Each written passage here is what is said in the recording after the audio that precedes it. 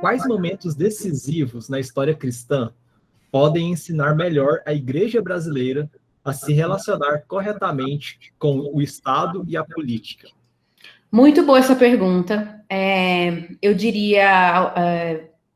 Eu preparei momentos da história da igreja negativo. Eu não coloquei nenhum positivo. Acho que dá para a gente aprender com os erros, né? Então, eu separei 4 aqui.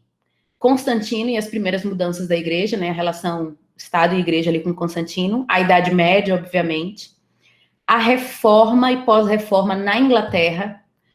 E a colonização americana, o período de colonização americana. Acho que ali a gente vê a relação igreja e política bem forte. Mas vamos lá, Constantino, você pode até também me ajudar aí, Pedro, se tiver mais. Constantino, acho que é um ponto, é um marco na história da igreja, né? Acho que vocês leram isso e viram. Até então a igreja é perseguida e vem Constantino como imperador, supostamente converte. Inclusive saiu um livro novo aí na Monegismo, não sei se você já leu, Pedro, esse livro?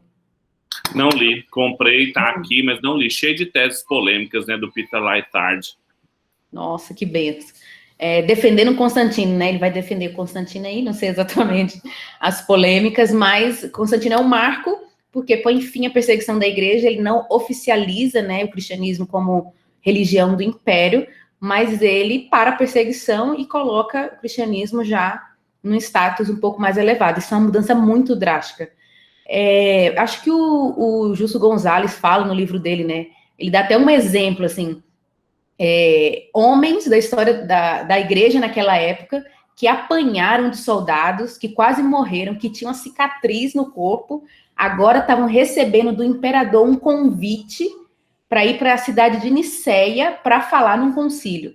Ele faz mostra essa figura assim para mostrar a diferença do que foi, né, quando Constantino acabou com a perseguição. E aí Constantino também faz altas doações, né, financeiras, e acaba também mudando boa parte da liturgia da igreja. Então, a gente tem uma mudança, as grandes mudanças da história da igreja, quando a gente vê mesmo aquela igreja lá em Atos e essa igreja agora, depois de Constantino, é muito diferente.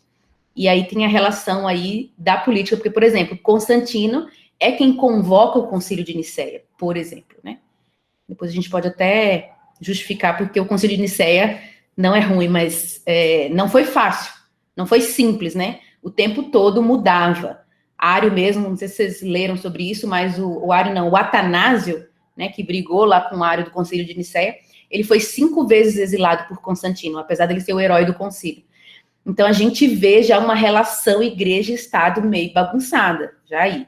Na Idade Média, acho que já é mais fácil de perceber, né, a questão do papado e da igreja, tanto no poder religioso quanto o poder civil e o estrago que a gente vê na Idade Média.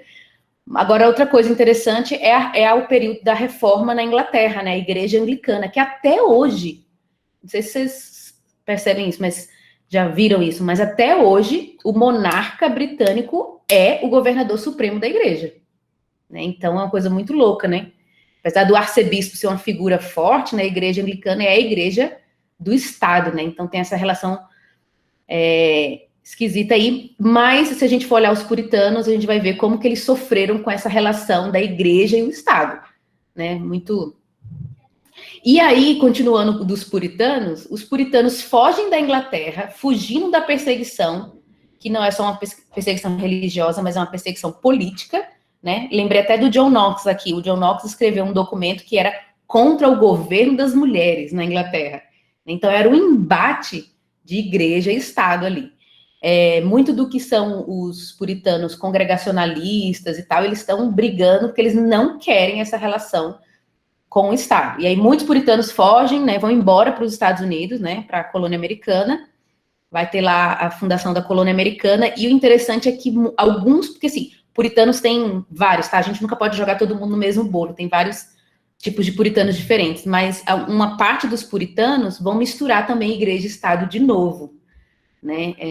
Tirei até de um artigo sobre isso, que falava o seguinte, ó, somente tinham direitos políticos na colônia americana, né?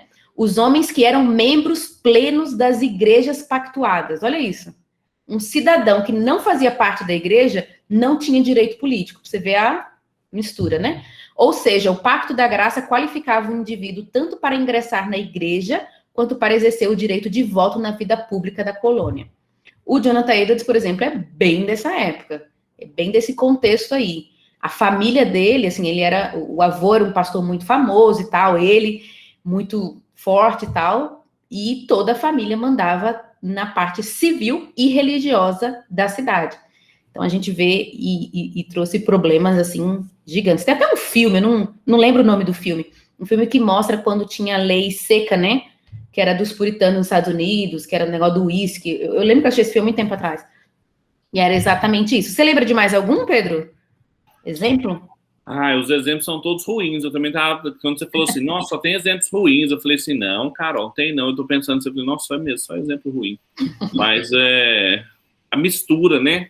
O Mark Noll, eu lembrei de um como ele começa lá, ele fala assim, os primeiros 300 anos da igreja, ela tinha uma imagem sobre si, eu gostei muito dessa fala dele, que ela era peregrina sobre esse mundo.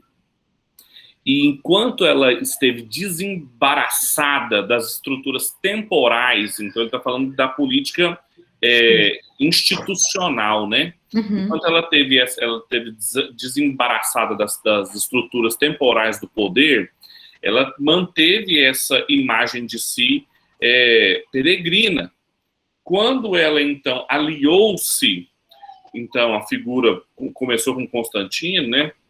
Ela passou, então, a ter outras preocupações, a como manter-se na história. E aí o Noll vai dizer que ela passou só a despreocupar-se com isso muito tempo depois, com as reflexões muito contemporâneas sobre isso, quando não deixou de se desvincular, né? Sobre, como você colocou aí, muito contemporaneamente, até os puritanos ainda estavam muito misturado o pertencimento à igreja institucional e ao Estado. Enfim. E ainda tem outros exemplos, assim, né? Porque se esses são os exemplos de quando junta demais, né? Tem os exemplos também de quando separa demais. Isso, né? Que são o anabatismo, né? Os anabatistas, né? Então a gente tem, eu acho que esse é um dos pontos na história da igreja que menos desenvolveu maturidade, assim. Agora, eu ainda penso que, apesar das investidas públicas infelizes da igreja na política temporal, a fé cristã ela tem uma dimensão pública muito forte. Uhum. E que a visão, por exemplo, que foi sistematizada, mas eu acho que ela é bíblica, né? Muito forte no Antigo Testamento, mas também no Novo, que foi sistematizado pelo Agostinho, de uma cidade de Deus no meio da cidade dos homens, é que consegue carregar melhor essa ideia de uma bênção para todos os povos, de uma cidade que vai ser uma bênção e refúgio para outras cidades, mas que a igreja tinha que ter tido muita maturidade para conseguir entender isso, e que nunca conseguiu. E aí era muito mais fácil ou ela tentar se afastar, como foi esses movimentos monásticos, neomonásticos ou anabatistas, ou então alinhar-se às estruturas temporais, como a gente viu os casos infelizes aí. Sim. Mas aí o trabalho mais contemporâneo de homens como Oliver O'Donovan, que estão falando de uma teologia bíblica ou uma teologia moral ligada a essa imagem política da igreja, se tornam tão interessantes. O Peter Leitard também está tentando fazer isso com esse livro do Constantino. Eu não sei aonde que ele chega com as conclusões dele, eu não li o livro, mas eu sei que ele escreve por causa disso. Sim, muito bom.